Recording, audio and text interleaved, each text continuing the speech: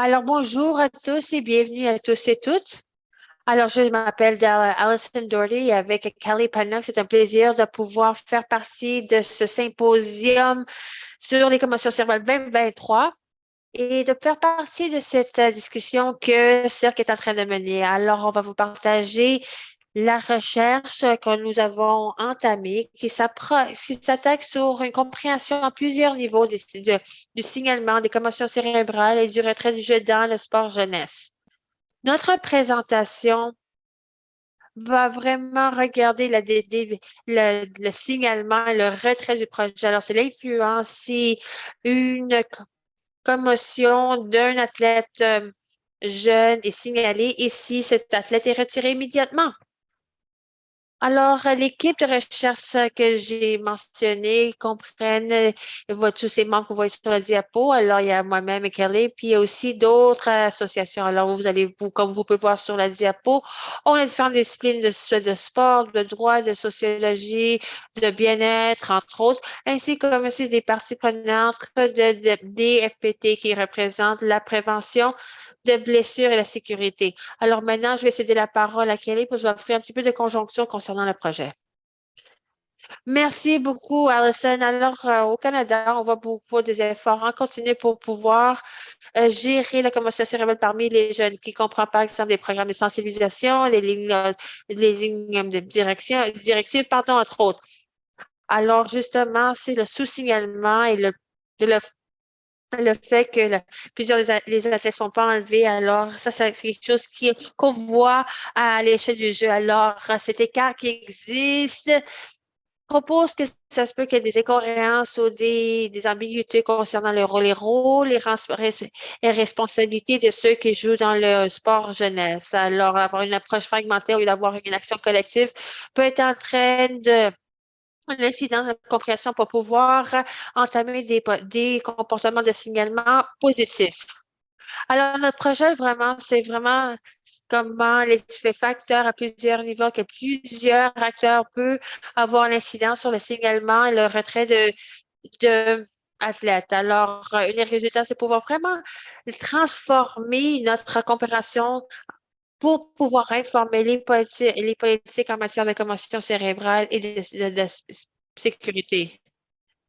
Tel que mentionné par Allison, ce travail est vraiment mené par un super beau travail d'équipe qui est en train d'entamer une approche interdisciplinaire. Alors, c'est fort euh, pertinent pour des problématiques de plusieurs paliers et ça rentre très bien dans ce domaine.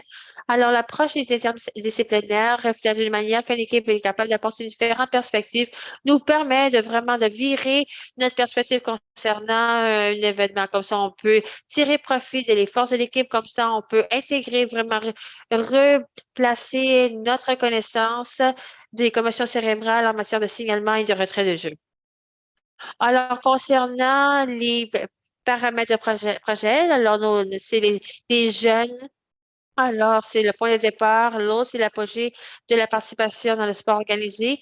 Et lors de ces meilleurs sont toujours légalement encadrés par leurs parents.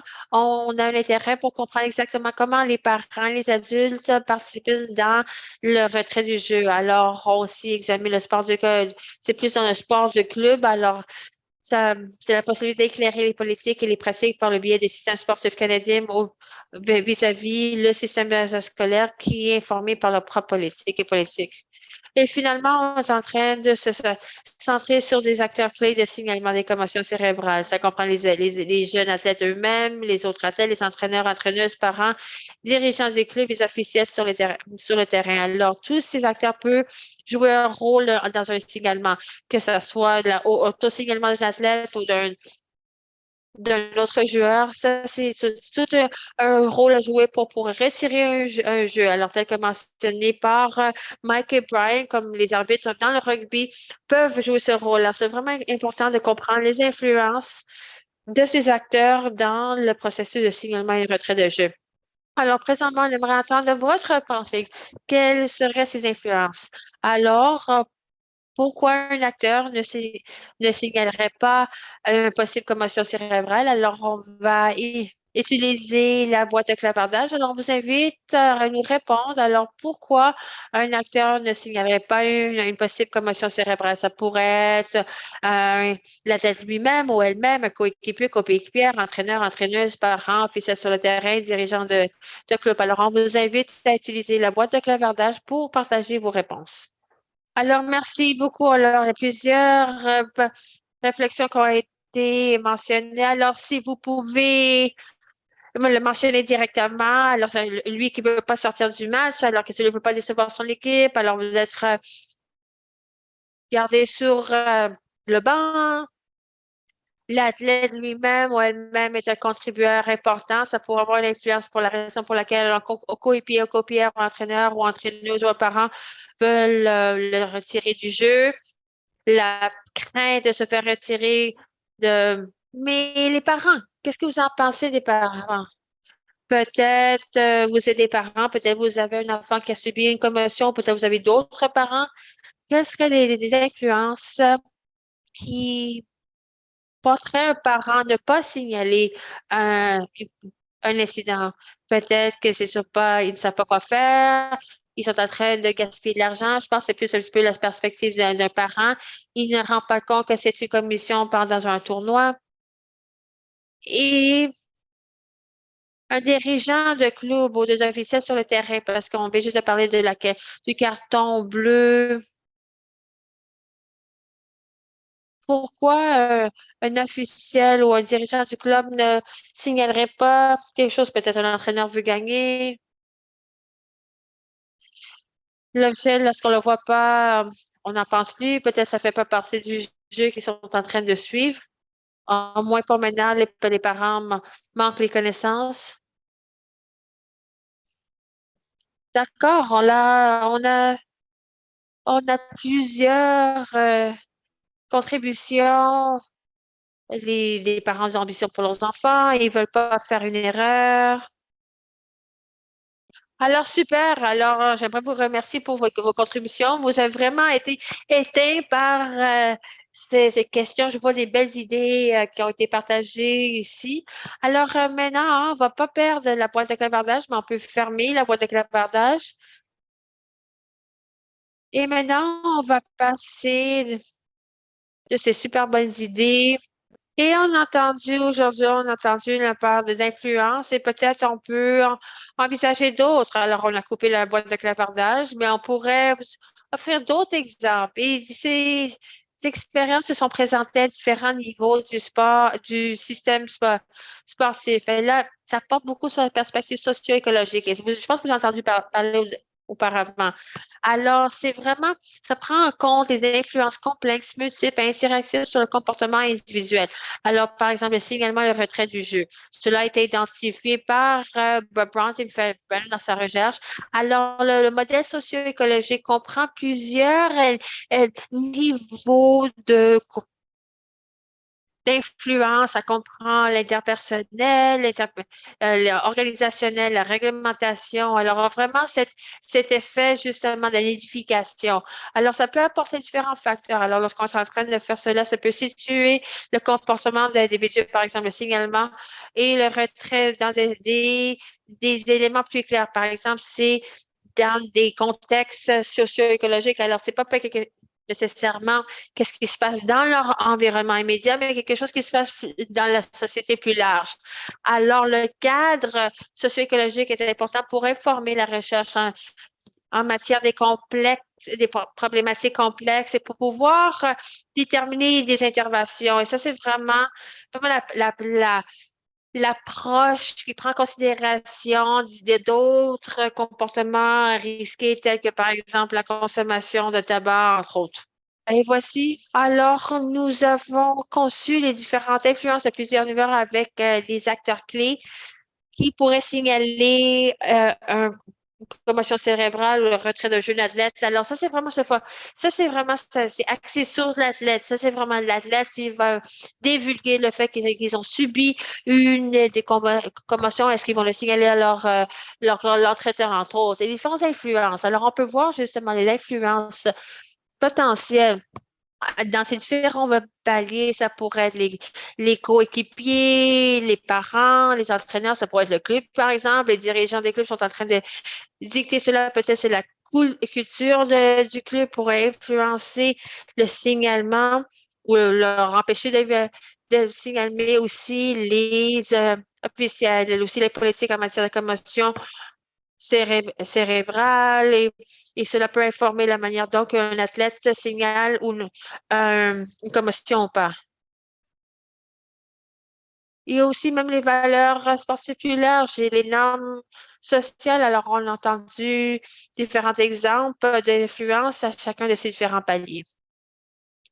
Alors, lorsque vous avez identifié différents facteurs qui pourraient avoir une incidence directe sur le signalement, des commotions cérébrales et le retrait du jeu. Cela veut dire que chaque acteur a leur propre cadre socio-écologique qui influence le comportement. Alors, de plus de l'athlète, on peut considérer, par exemple, les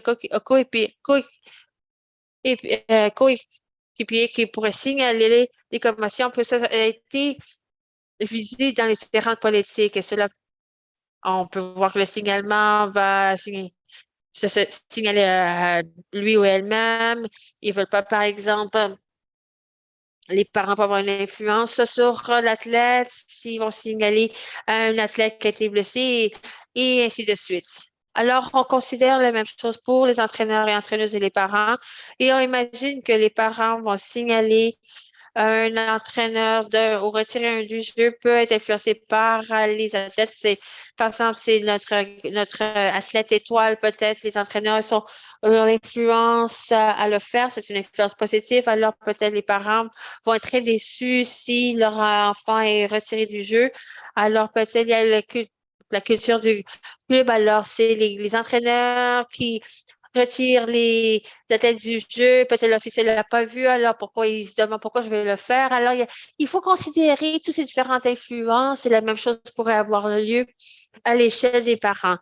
Alors, on peut aussi voir que les modèles sont connectés comme un acteur. Alors, par exemple, un parent, ça se peut avoir une influence sur le comportement d'une autre partie, par exemple, celui de l'athlète. Et eux-mêmes, par la suite, sont influencés par plusieurs paliers. Alors, le fait qu'un parent pourrait signaler ou pas une commotion pourrait être influencée par la conjoncture sociale ou autre autres. Et Et on peut voir aussi non seulement les différents niveaux pour chaque acteur, mais la manière dont ces différents niveaux pourraient sont transversales. Alors, on peut aussi considérer que les mêmes facteurs peuvent influencer les acteurs de différentes manières. Alors, par exemple, les lignes directrices en matière de commotion, le comportement des parents. Les parents peut-être vont répondre différemment des directives ou versus celui d'un coach. Alors, je ne vais pas prendre trop de temps sur ce diapo, mais on a des modèles qui sont semblables pour les dirigeants de club et pour les officiels sur le terrain. Les prochaines étapes du projet, alors, c'est de faire un examen de toute la recherche sur les influences sur l'intention et l'action des signalés retirés par les athlètes, des coéquipiers, pardon, les parents, les entraîneurs, entraîneuses, les officiels, les dirigeants du club. Alors, on est en train d'obtenir des preuves des facilitateurs et des obstacles. Et aussi, on est en train d'identifier des interconnexions entre les acteurs et les influences. Alors, qu'est-ce qu'on est en train? On est en train de remplir chaque palier des modèles en vue de la recherche disponible pour pouvoir vraiment découvrir la narration qui est en train de façonner le comportement des acteurs en matière de signalement. Alors, ça va aussi nous permettre d'identifier différentes lacunes de connaissances. Alors, on entend déjà que c'est quelque chose qui existe. Alors, notre, notre compréhension du modèle et multiniveau des influences sur les signalements à le retrait va mettre en évidence la complexité potentielle des influences et la question de savoir où porter attention. Alors, en faisant cela, on peut souligner les différentes complexités des influences et souligner où on devrait porter notre attention attention en matière de sensibilisation, éducation, pratique, entre autres. Et ces faits saillants pourraient soutenir et informer l'action collective pour des lignes directrices moins fragmentées, des pratiques plus cohérentes et des messages plus clairs et pertinents. Ça comprend aussi la mise en œuvre de l'approche harmonisée qui a été préparée par le gouvernement canadien alors de la part de notre l'équipe. J'aimerais vous remercier de nous avoir nous inviter à ce symposium et on serait prêt à prendre toutes questions, commentaires. Ça a été fascinant. Je pense qu'on comprend déjà le niveau de complexité en matière de signalement d'une commotion ou de faire un autosignalement. Lorsque vous montrez les diagrammes de cette manière-là, les différents paliers, tous les différents acteurs, c'est fou. C'est comme, alors, avec cela en tête, avec tellement différents niveaux de paliers pour le signalement et le retrait du jeu. Alors, où commençons donc? Alors, je sais que vous êtes prêts au début de votre projet. Alors, si vous allez prendre, où comment, devons-nous commencer? Alors, je pense que le point de départ, c'est en reconnaissant les différentes monnaies qui met en lumière ces différents modèles d'influence. On sait que c'est fort complexe parce que ça a été difficile de pouvoir prendre les étapes nécessaires pour faire ou atteindre le progrès nécessaire. La raison pour cela, c'est ces différents paliers qui pourraient avoir une incidence sur nous. Alors, c'est pas assez de considérer les influences d'un parent sur un enfant. Mais quelles sont les influences sur le parent? Alors, si le coach aussi a une incidence sur l'enfant et l'athlète et sur les parents, alors on est en train de voir ces ponts qui existent entre les différents acteurs. Alors, l'intersectionnalité, alors, par exemple, la relation de l'entraîneur versus le parent et qu'est-ce qu'ils en pensent de leurs parents. On a besoin de rassembler tout cela et vraiment de considérer tous ces différents paliers. Alors, il y a un commentaire. Alors, il faut commencer avec la loi de Rowan. Mais dans la loi de Rowan, on peut tirer profit du fait qu'on peut arrimer la loi de Rowan avec cette approche multipalier.